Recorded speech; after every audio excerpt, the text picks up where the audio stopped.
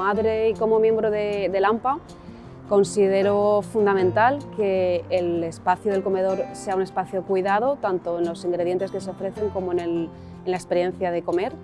Al mismo tiempo, consideramos que es un momento óptimo el del comedor para reflexionar sobre una alimentación sostenible, teniendo en cuenta los criterios de proximidad. Tenemos la huerta muy cerca de nuestra ciudad y es importante que nuestras niñas y niños crezcan sintiendo ese vínculo y sintiendo que alimentarse es también cuidar el territorio, es también cuidar el medio ambiente, con un cuidado a las personas también que producen estos alimentos. Sería como cerrar un ciclo de cuidados y de sostenibilidad.